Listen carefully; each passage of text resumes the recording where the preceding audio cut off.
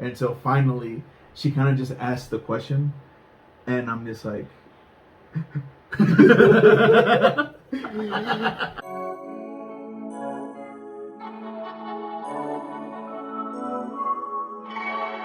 Hey guys, it's Vic. It's Alan. And this is Curly Curly Headed Bro Show. So today we're going to talk about men's health. Yeah. So that's physical and mental health. So what is your take on men's health? Well, I feel like we were literally just talking about this a couple seconds ago. Literally. But clearly men never put it as a priority, whether it's Do you mental think- health, physical health. We usually take physical health more seriously. more serious than mental, but we're so used to just like working hard. Like Mhm. even when our legs Several- are broken, we still gotta go get to work. Yeah, I think stereotypically, and honestly though, I think that's more true like back in the day.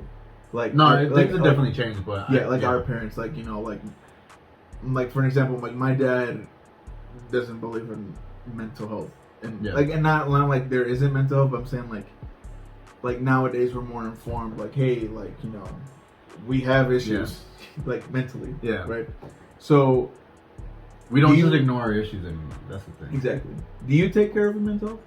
No, not enough as a should. But I say that, and I had a different experience from most men and most Latino men. Yeah. I would say, because when my dad passed away when I was 13, my mom put me in therapy. Oh. She made it a point to be like, he just went through a traumatic experience. Oh, He yeah. should get help.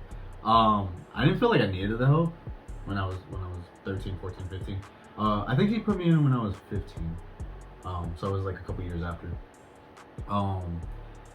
And I don't know if it worked, right? Because I didn't think I needed it, and I just used it as an excuse to get out of football practice. Like I had football practice during that time, so I didn't have to condition and all that. So I was like happy with that. I don't know if it helped me, but You didn't take it seriously. I think it did help. I didn't take it serious when I was little. I think it did help me when I was older, because then I got into therapy again after a couple other traumatic experiences. But I was more open to it. I was like, okay, it maybe helped me the first time. Why won't it help me the second time? And I feel like it did help me. The second time for sure helped me. So the second time it helped you out, did you take anything from it and continued? Like, I mean, working on your mental health? I think, just sticking to therapy, because this is we're talking about mental health. It's just straight therapy, talking to a therapist. I think everybody should do it. Oh, 100%. Twice a year. And it's not like like 2 times. I'm talking about like segments for like, Okay. if you go for that sounds a little weird. I'm like, for like 4 weeks, maybe Mhm. 8 weeks, and then you're good then, and then you go like another after 6 months. I think people should do that, Mhm. because when I went the second time, it was for like 4 or 5 weeks, and it helped. And I was super depressed during that time. Like I was having suicidal thoughts and all that. I was at my lowest point, right? Mhm. It was during when I fucked up. Okay. So I was at my lowest point, had suicidal thoughts, which I never had before. So I got lucky that my counselors in college, they're like, you should go to therapy. And I did, and I was able to talk about my issues, talk about like how I was feeling, talk about what I was thinking. And after 4 weeks, I was like, I'm not thinking like this anymore. I don't want to kill myself. I'm not sad anymore. I'm still sad, but it doesn't drive my day. I Mhm. can get out of bed now. I can breathe again. Yeah. Right. So after those 5 weeks, I was back to normal. I feel like I'm lucky in the sense where I have short-term memory, where like my emotions are short-term, so I could be happy in the next 5 minutes. So some people might need therapy for every day of their life, Yeah. right? But there's some people like me that only need it for those 5 weeks. But I feel like I should go back and see a therapist now. Yeah. I think my life is 20 times better than it was. I'm super happy about my life. But there's nothing wrong about going to a therapist and being like, Absolutely. I'm happy, but some days I'm sad. Like that one time, remember that time I just broke down, started crying? Oh yeah. That was a therapy session for me. That, like talking to you guys, there was nothing wrong in my life, but I felt like there was, and I just needed to cry. I just needed to be in a room full of people I was comfortable with. And that could be that. Not every therapy is talking to a therapist. So It could be your friends, your family, and that's the other thing. Like talking about like crying and stuff. Like I think that's the issue with society is that like men shouldn't cry. like you know, or like you're like weak for crying. You know, I get it. There's you shouldn't be a that. I don't buy into that. Yeah, like I understand in a sense, like, you know, don't be a crybaby, like you're crying about every single little thing, but like, come on, like I remember there was this one dude, like this one kid at school, like getting bullied and like just broke down, and they ragged on him, and I never, and maybe it was my fault for not like sticking up for the guy, but like come on, man, like you men, can't be, you can we have tear you ducts. can't be weak for men. You can't be weak. You can't be weak. Like, you can't show any weakness. Like going to therapy. Like I'm sure, like some of my uncles would be like, for what? Yeah. Like why you gotta go to therapy? Like you gotta hold that. You're stuff, not in the fields. Where's like, the exactly. You're not working. You're not working your ass off. You're not doing this. Blah blah. Like just like I've gone to therapy too, because I mean, like I have my own, you know, personal issues, like, you know, childhood, all that other stuff, like just issues, right? And I didn't get to like talk to you because I mean I grew up with a father who held all that in, you know. So it's like you go in, like, I don't know if you remember your first therapy session, but it was like nerve-wracking. I didn't want to talk about anything until like, and I mean, and that's a cool thing about therapists, is just like they just know, like, okay, like they know how to like kind of break the ice. I had a cool therapist. So. I did too. I remember his name and everything. Ted. Yeah, mine was Sue. Sue? Oh, I had a she was an older woman. So does that change if it's a male or female? Well, I think because we used to have like a group therapy, and I think that one was like, that one was whoever was the therapist for the day, from what I remember. And then I think we had individual ones, and that's when I had Ted. I like Ted. He was cool. I don't think I opened up to him that much, so that was probably on me. But I mean, you can only tell, like, they can only help you as much as you tell them, you know. The only thing that sucks is it could be expensive. So you had a girl though. Hold up. How did you feel older about woman. So I was a volunteer at this clinic as a translator, and she got really close with my sister. Okay. And then she was seeing my sister. This was free, by the way. Like, you know, because we worked in the clinic. I think mine was free too. And she was like awesome lady, such a sweetheart. Like God bless her. Like for everything that she's done for us, right? Yeah. But my sister told me about her, right? And my sister talked to her about us, and she was just like, "Oh, I really want to talk to your brother." You know, she wanted to fill in the picture. She wanted to fill, literally, like that's what she wanted to do. And then I was just like, "What?" I was like, "What?" I'm like, "I want to talk to this lady." Yeah. She's like, "No, like you need to." And I'm just like, "You need That's to good talk to though. her." That's good. And I talked to her, and again, like it was really hard at first. And I mean, I knew her. You're standoffish. You're like, literally, like I was very closed off, but like she was so like just. This was like an older woman, like probably like maybe like mid 60s, maybe like 70, probably retired. And she was just like almost like I remember the first therapy session I cried.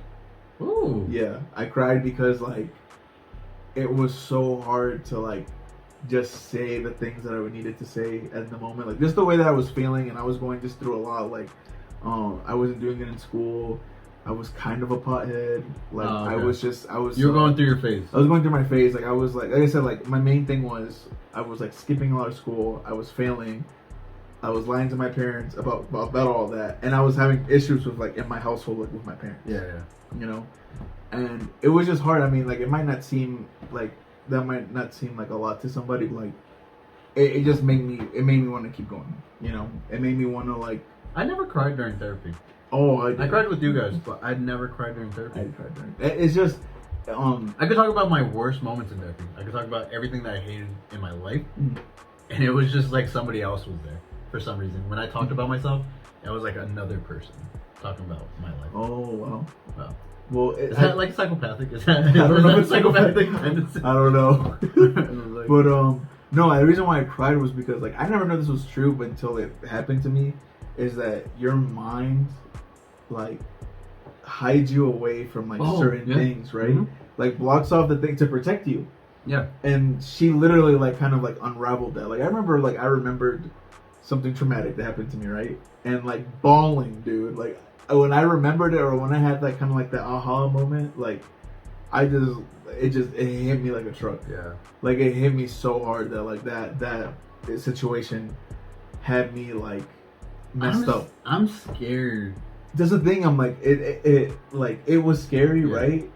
But she kind of like eased, like this was just like one therapy session, right? Like she eased me into it after so many sessions, and so finally she kind of just asked the question, and I'm just like.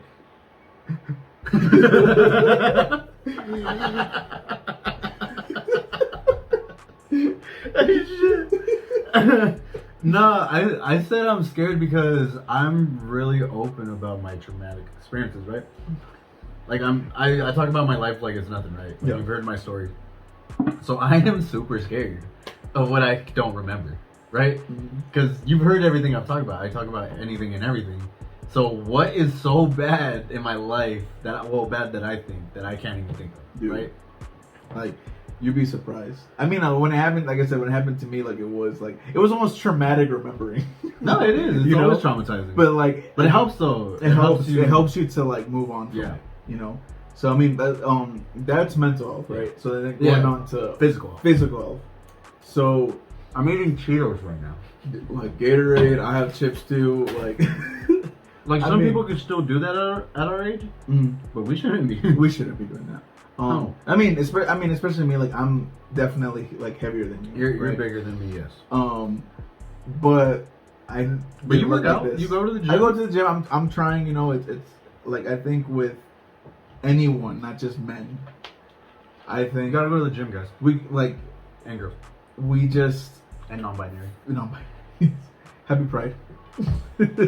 But I think it's just hard to get away from the chips, from the sweets. Like, I mean, it's kind of trendy right now to like be vegan. Yeah. To be vegan. I wanted to try it. Well, not even try it. I wanted to do it for a little bit. That's the thing. I'm like, people want to try it for like a little bit, right? And then, but like, you just go back and gain all the weight again. Well, I don't want to do. Well, you know what I'm saying? I'm like lying to myself in the sense like I don't want to do it for the weight loss, but I want to do it for the weight loss. But I just want to do it. Like just to clean. Just to clean my body out and get something else that isn't trash into it.